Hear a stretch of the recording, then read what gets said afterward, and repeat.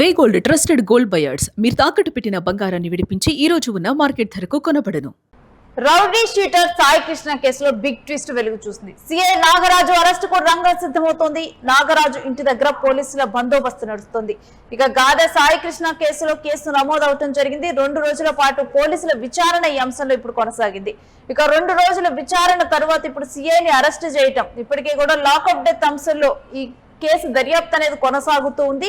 ఇక ఈ సమయంలో సిఐను అరెస్ట్ చేయబోతున్నారన్నటువంటి వార్త చాలా కీలకంగా మారింది. కృష్ణలంక స్వర్ణపులరు రికార్డులు తనిఖీలు చేశారు దర్యాప్తు బృందం.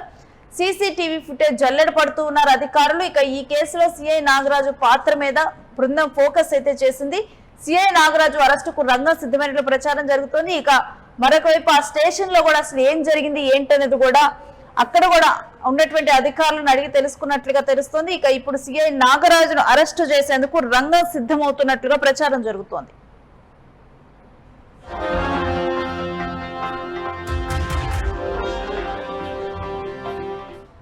ఇక ఈ అంశం గురించినటువంటి డీటెయిల్స్ మా ప్రతినిధి వెంకట్ అడిగి తెలుసుకుందాం. ఎస్ వెంకట్, 2 రోజుల దర్యాప్తు కొనసాగింది. ఇప్పుడు 3వ రోజు దర్యాప్తులో సిఐ నాగరాజుని అరెస్టు చేయబోతున్నారన్నటువంటి వార్తలు బయటకు వస్తున్నాయి. పూర్తి డీటెయిల్స్ ఏంటి? ఈ వ్యవహారం మొదలైన దగ్గర నుంచి కూడా దాదాపు వారం 10 రోజుల నుంచి అందరి చూపు మొత్తం నాగరాజు వైపే ఉన్నాయి అనేది అయితే మనం స్పష్టంగా అర్థం చేసుకోవచ్చు. ముఖ్యంగా ఈ కేసులో అంటే టాస్క్ ఫోర్స్ పోలీసులు తీసుకొచ్చిన తర్వాత మార్కాపురం నుంచి ఈ కేసుని మొత్తం కూడా అతన్ని విచారించింది. కానీ అతన్ని ఒకవేళ స్టేషన్ లో చిత్రహింసలు పెడితే దానికి కూడా నాయకత్వం వహించింది సిఐ నాగరాజే అనేది ప్రధానంగా ఉన్నటువంటి ఆరోపణ. ఈ నేపథ్యంలోనే ఈ అంశానికి సంబంధించి ఎక్కడా కూడా ఛాన్స్ తీసుకోకూడదు, అంటే అతన్ని అరెస్ట్ చేయడం కనుక జాప్యం జరిగితే, అతన్ని అరెస్ట్ చేయడంలో కనుక ఆలస్యం జరిగితే అనవసరమైనటువంటి అపఖ్యాతిని మూట కట్టుకోవాల్సి వస్తుంది అనేటువంటి భావనలో కూటమి ప్రభుత్వం ఉంది అనేటువంటి మాట కూడా వినపడుతుంది. అందుకనే ఐజీ రవిప్రకాష్ నేతృత్వంలో సిట్ ను కూడా ఏర్పాటు చేశారు. సిట్ ఏర్పాటు చేసిన తర్వాత వెంటనే డైరెక్ట్ గా నాగరాజునే విచారించేటువంటి అవకాశం ఉండవచ్చు. అదే విధంగా టాస్క్ ఫోర్స్ ఏసీపీ లతా కుమార్ని కూడా అరెస్ట్ చేయవచ్చు అనేటువంటి మాట కూడా వినపడుతోంది. అంటే ఈ కేసుకు సంబంధించి ఎవరెవరైతే కీలక పాత్ర పోషించారో ఆ స్టేషన్ లో ఉన్నటువంటి కొంతమంది ఒకళ్ళిద్దరు కానిస్టేబుల్స్ కానీ మిగిలిన వాళ్ళు కానీ ఎవరైతే ఉన్నారో వీళ్ళందరి మీద కూడా దృష్టి పెట్టి విచారణ జరపాలనేటువంటి కోణంలో అడుగులు పడుతున్నాయి. అలాగే వాళ్ళ కాల్ డేటాకు సంబంధించి ముఖ్యంగా సిఐ నాగరాజు ఒకవేళ అది లాకప్ డెత్ అయితే అది జరిగిన తర్వాత, అంటే ఈ అదృశ్యం ఘటన జరిగిన తర్వాత ఆయన ఎవరితో మాట్లాడారు, అంటే అక్కడ ఏమన్నా శ్మశాన వాటికి సంబంధించి ఆపరేటర్ భాషతో డైరెక్ట్ గా సిఐ మాట్లాడారా, అందుకనే సాయంత్రం 6 గంటల తర్వాత మే 23 సాయంత్రం 6 గంటల తర్వాత అంత్యక్రియలు నిర్వహించారా, అంటే హిందూ ధర్మశాస్త్రం ప్రకారం 6 గంటల తర్వాత అంత్యక్రియలు నిర్వహించకూడదు, కానీ అక్కడ నిర్వహించారు. 2 అనాథ సేవలు కార్యక్రమాలు జరిగాయనేటువంటి ఆరోపణ ఉంది. కాబట్టి దానికంటే ఒక రోజు ముందు ఏమన్నా సిఐ మాట్లాడారా, లేదా అదే రోజు మాట్లాడారా, లేదంటే మృతదేహాన్ని మాయం చేయడానికి ఎవరైనా స్థానిక ముఠాల సహాయం తీసుకున్నారనేటువంటి కోణంలో కూడా ఈ కాల్ డేటా ఆధారంగా కూడా విచారణ జరిగేటువంటి అవకాశం ఉంది. ఆయన్ని గనక విచారిస్తే పూర్తి స్థాయిలో అవసరమైతే ఆయన ఒకవేళ నిజాలు చెప్పకపోయినా దానికి సంబంధించి లైట్ డిటెక్టర్ టెస్ట్ కానీ లేదంటే కొన్ని ఏదైతే సాంకేతిక పరిజ్ఞానాన్ని వినియోగించి ఆయన ద్వారా నిజాన్ని చెప్పించగలిగితే కేసు కొలిక్కి వచ్చేటువంటి అవకాశం ఉంటుంది. మృతదేహానికి సంబంధించి కూడా కోర్టులో తాము ఏం చెప్పాలనుకున్నాం అనేది పోలీసులు కానీ రాష్ట్ర ప్రభుత్వం కానీ చెప్పడానికి ఒక ఆస్కారం దొరుకుతుంది. అదే విధంగా ఇటు ప్రజల్లో ఉన్నటువంటి అనుమానాలు కానీ లేదంటే సాయికృష్ణ కుటుంబ సభ్యుల్లో ఉన్నటువంటి అనుమానాలు కానీ అలాగే ప్రతిపక్షాలు లేవనెత్తుతున్నటువంటి అంశాలు కానీ వీటన్నిటికీ సంబంధించి ఒక స్పష్టమైనటువంటి క్లారిటీ ఇవ్వాలి అని అంటే మాత్రం సిఐ నాగరాజును అరెస్ట్ చేసి విచారణ జరపాల్సి ఉంటుంది. లేదు అని అంటే 1-2 రోజుల్లో సిఐ నాగరాజును ఎందుకు అరెస్ట్ చేయటం లేదు, ఆయనపై హత్యాయత్నం కేసు నమోదైనప్పటికీ కూడా ఎందుకు అరెస్టు విషయంలో జాప్యం జరుగుతోంది అనేటువంటి విమర్శలు కూడా ఇటు ప్రతిపక్షాల నుంచి సాధారణ ప్రజల నుంచి కూడా వచ్చేటువంటి అవకాశం ఉంది. అందుకనే ఇక్కడ ఎటువంటి విమర్శలకు తావివ్వకుండా అటు రాజమండ్రి ఎస్పీ నరసింహ కిషోర్ కానీ లేదంటే ఇప్పుడు ఐజీ రవిప్రకాష్ కానీ వీళ్ళందరూ కూడా ఈ అంశాన్ని కొంత సీరియస్ గా తీసుకుని అటు ప్రభుత్వానికి కానీ హోంశాఖకు కానీ ముఖ్యంగా చెడ్డ పేరు రాకుండా ఉండే విధంగానే చర్యలు అయితే చేపడుతున్నారనేది మనం అర్థం చేసుకోవచ్చు.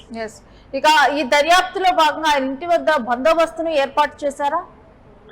ఆయన ఇంటి వద్ద అంటే ఎటువంటి అవాంఛనీయ సంఘటనలు కానీ లేదంటే ఆయన ఇంటిపై ఆయన స్టేషన్ ఒకవేళ అరెస్ట్ చేసే సమయంలో ఇంటి నుంచి బయటకు తీసుకెళ్లే సమయంలో ఎటువంటి ఘటనలు, అంటే ఇప్పుడు అతనికి సంబంధించి ఎవరన్నా ప్రజలు దాడి చేసేటువంటి అవకాశం ఉంటుందా, బంధువులు కానీ కుటుంబ సభ్యులు కానీ ఎవరన్నా దాడి చేసేటువంటి అవకాశం ఉంటుందా అనేటువంటి కోణంలో కూడా సీరియస్ గా తీసుకుని దీనికి సంబంధించి చర్యలు తీసుకుంటున్నట్టుగా పరిస్థితి కనబడుతుంది.